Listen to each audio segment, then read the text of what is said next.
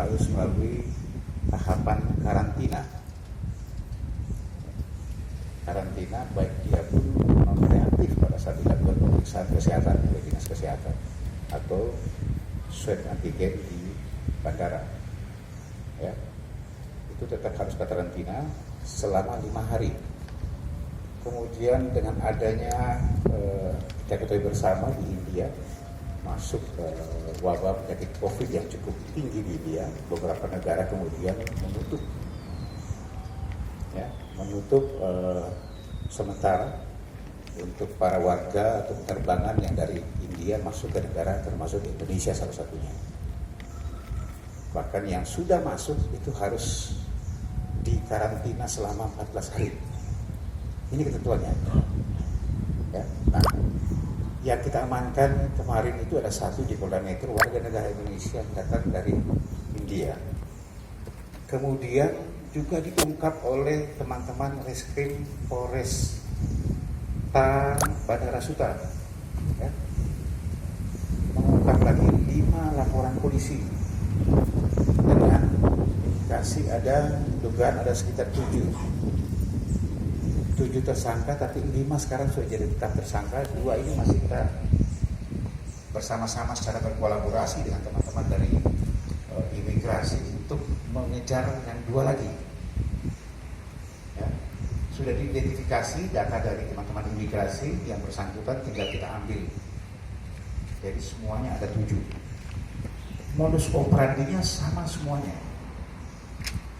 Kenapa saya jadikan ini jadi isu nasional?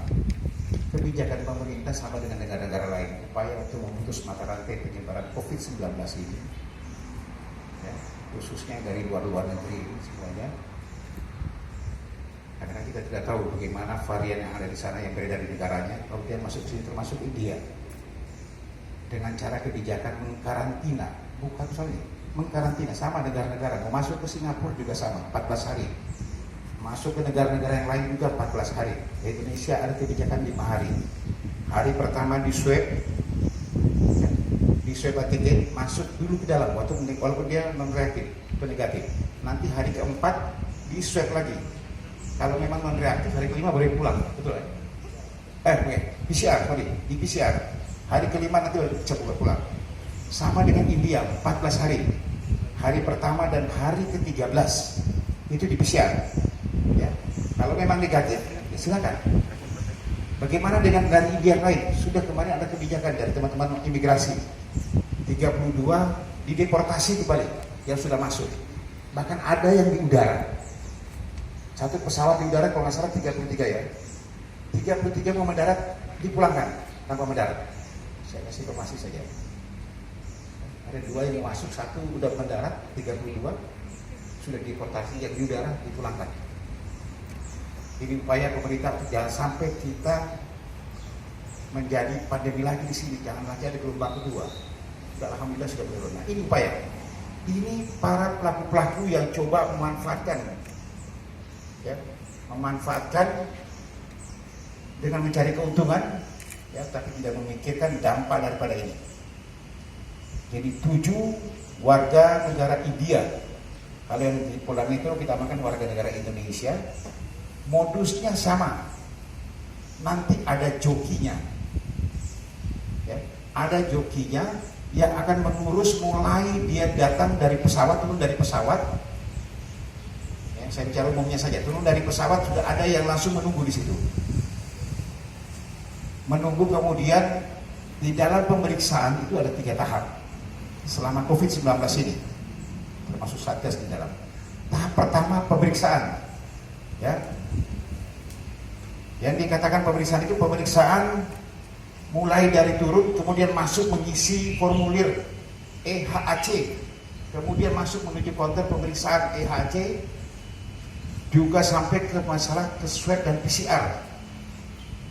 Dari sana masuk ke loket Satgas. Dari Satgas menuju ke counter imigrasi sampai dengan di area konveyer untuk pengambilan barang. Ya, sampai dengan pintu keluar itu tahap 1 namanya. Ya, tahap 1 sampai penentuan bahwa yang bersangkutan ini dikarantina di hotel rujukan. Ada 20 plus 1 hotel rujukan sekarang sampai dengan yang terakhir ini. Yang mana satu itu? Yang terakhir plus 1 adalah Hotel Holiday Inn untuk khusus orang India. Ya. 20 plus 1. Masuk ke situ yang sudah ditentukan, setelah itu masuk ke tahap kedua, disiapkan di sana kendaraan damri itu untuk pengangkutan berangkat ke hotel yang dirujuk. Tahap kedua. Tahap ketiga adalah di tempat hotelnya di karantina di situ. Itu namanya tahap 3. Nah, ini yang harus dilewati oleh setiap warga negara, baik itu di Indonesia maupun asingnya, akan masuk ke dalam Indonesia dari luar negeri. Nah, yang terjadi adalah di tahap 1 ini sudah lewat, didampingi oleh oknum ini, tersangka ini. Ya. Di sini ada beberapa orang di sini yang sudah disajikan yang membantu di sini, ya, membantu untuk jadi calonnya itu dengan bayaran beraneka ragam. Ada yang 6 juta, ada yang 6,5 juta, ada yang 7,5 juta per orang. Bisa lolos tanpa melewati masuk karantina, bisa langsung pulang ke rumahnya atau ke apartemennya. Ya. Nah, inilah yang mengatur. Mulai tahap 1 dilewati, masuk ke tahap kedua. Ini ada indikasi lagi satu, inisialnya G. Dia yang mengupload, dia memasukkan database, misalnya namanya VJ-Sync misalnya. VJ-Sync ini diatur masuk ke hotel yang dirujuk, misalnya hotelnya Hotel Holiday Inn, dia masukkan ke situ. Sehingga terdata di database yang ada di Satgas maupun juga dari yang ada di bandara bahwa VJ-Sync itu nanti diisolasi di Holiday Inn. Ini dia terima lebih besar, dari 6,5 juta dia terima 4 juta. Misalnya gitu. Terus kemana yang VJ-Sync? VJ-Sync ini bukan dimasukkan ke bus damri, tetapi sudah siap mobilnya di sana, naik taksi dia bisa pulang.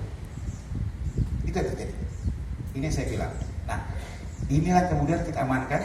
Polda Metro Jaya sudah mengamankan 4 orang tersangka. Kemudian Polres Metro Kota Bandara ini telah mengamankan 5 sementara, ada 2 lagi kita lakukan pengejaran warga negara asing, orang India.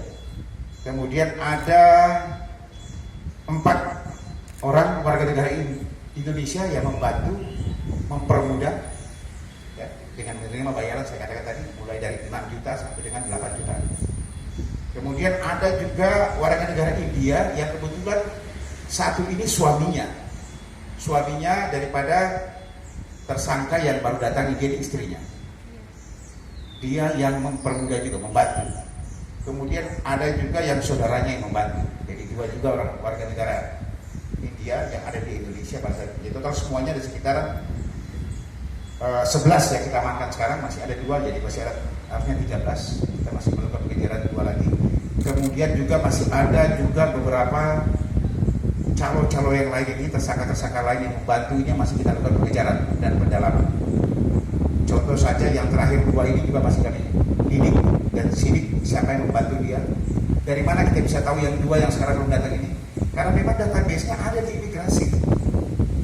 Ya, datanya ada di imigrasi. Cuma setelah dicek hotelnya, dia masuk di hotel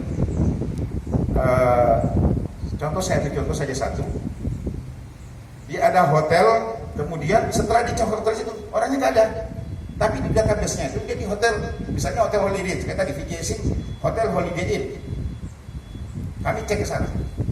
Ternyata tidak ada orangnya di sana, tapi ada kamarnya di sana. Ya. Nah, ini semua akan kita proses, kita dalami semuanya. Himbauannya di sini dan juga apa harapannya di sini atau goalnya di sini semuanya. Ini sangat membahayakan. Sangat membahayakan terjadinya penularan, bahkan kemungkinan akan terjadi varian baru nantinya kalau tidak bisa kita kendalikan dan tidak kita diskusi dan kita tindak kepada pelaku-pelaku ini. Ya, di negara lain masuk karantina ke hotel 14 hari, keluar saja dari kamar hotel dapat denda. Contoh Singapura, kalau nggak salah Singapura $1.000 dia kena denda. Keluar dari kamar hotel. Ya, ini akan kita benahi semuanya. Mudah-mudahan ini jadi pembelajaran kita semuanya. Di sini tidak beda. Bahkan kami temukan mereka bisa keluar. Nah, ini nanti akan kita perbaiki semuanya. Ya. Mudah-mudahan apa yang saya sampaikan teman-teman bisa jelas semuanya.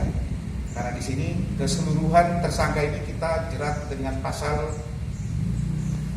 93 ya, di Undang-Undang Karantina 93 Undang-Undang nomor 6 tentang karantina kesehatan. Kemudian juga kita kenakan di Undang-Undang tentang wabah penyakit ya, Undang-Undang nomor 4 tahun 84 tentang wabah penyakit menular. Memang yang bersangkutan seluruhnya tidak terlakukan penahanan. Kami masih terus mendalami apakah kemungkinan ada aturan-aturan atau undang-undang lain yang bisa dijerat kepada mereka. Contoh saja yang di Polda Metro diamankan, ya, tadinya kami pikir masih dia pegawai pariwisata, ternyata sudah pensiunan. Kalau memang dia masuk dalam ASN, kami akan jerat dengan pasal korupsi, ya, atau gratifikasi, tapi sudah pensiun ya. Sehingga ancaman hukumannya cuma 1 tahun. Tidak kita lakukan penahanan, tetapi kasusnya tetap berjalan. Ya. Sekali saya katakan lagi, memang ancamannya di bawah dari 5 tahun. Tidak kita lakukan penahanan, tetapi kasus tetap berjalan. Ini pembelajaran, tolong yang lain juga, sama-sama yang lain yang masih coba bermain-main nakal dengan modus seperti ini, berhenti kami akan kejar. Ini jadi masalah nasional, tolong.